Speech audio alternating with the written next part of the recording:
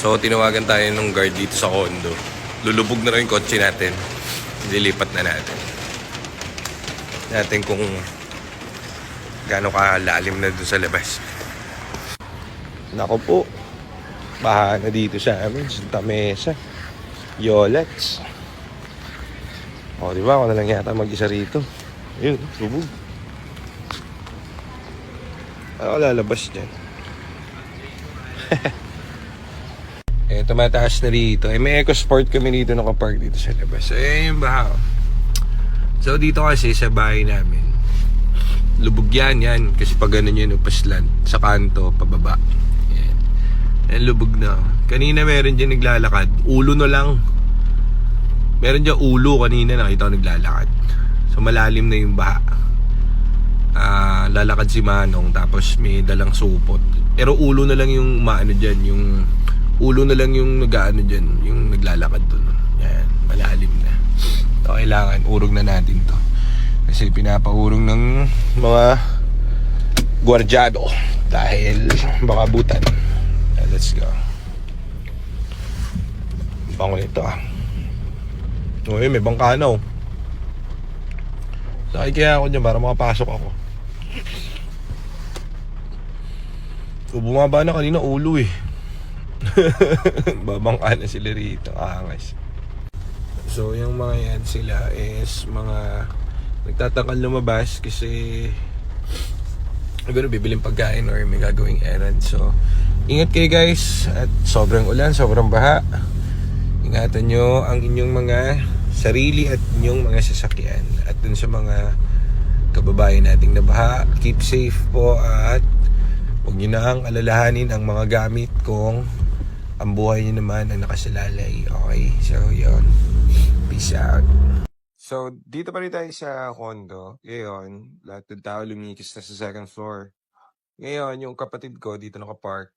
Yung kotse ng aking kapatid na Ford Fiesta. So, wala na kasing parking dun sa taas yan, sa second floor. So, ang ginawa namin, dahil medyo mababa itong Ford Fiesta.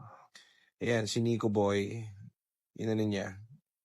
Ang tawag dito, ginak niya para medyo umangat-angat. Para medyo may laban tayo kapag umangat na yung tubig. Dati kasi nung unday guys, etong buong to, first floor, tong condo, sa bahay namin, lubog yan. So as in lubog.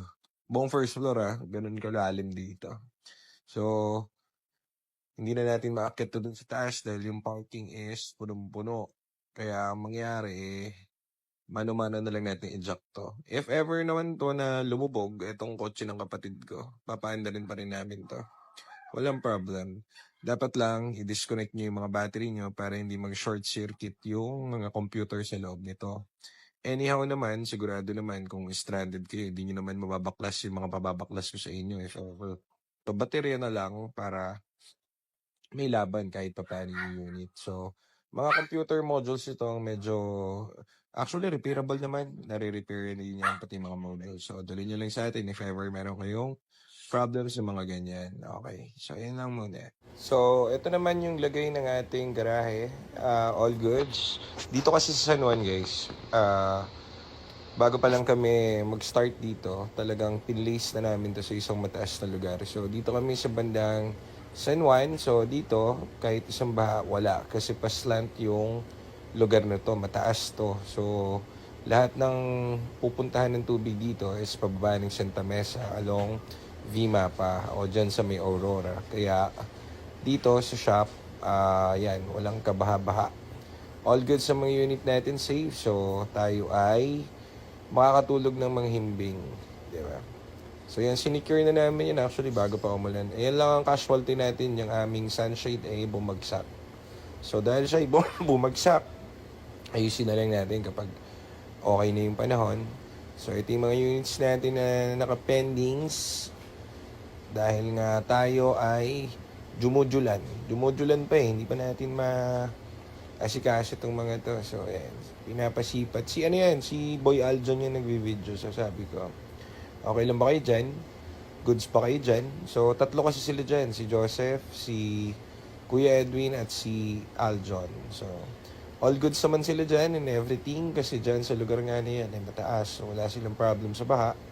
Ang problema na lang siguro nila is yung lamig ng panahon. So, nag-advise ako na if ever man na kunwaring mag-brownout at wala namang heater dyan, maaari silang magyakapan tatlo para extra init ng katawan para makasurvive kasi ganyan yung mga napapanood ko sa mga movies. So kapag ka nasa talagang malamig na lugar ka na, kailangan yung magyakapan. So yan. Hindi nag-reply sa akin si Aljon nung sinabi ko yon, pero it's all good dahil at least meron siyang knowledge dun sa sinabi ko at alam niya na anyhow kapag tumaas pa yung lamig at nawala yung kuryente, mari silang magyakapan. So ito yung mga iba pa nating units. Ang problem ko pala is mas mataas yung isang parking namin, yung kila Mamboy. Kaso hindi ko alam if ito yun, tingnan nyo yung labas ng garahe namin, puro paradahan na, mataas kasi dito eh. So hindi namin unit yung mga yun, pero you're free to park. Yan, free to park kayo dyan. Park lang kayo dyan kasi baka abutan ng inyong mga sasakyan. So, yan guys, kapag meron kayong problem sa mga Ford nyo, nabasa and everything, you can call us. And be safe ngayong bagyo ha. Thank you.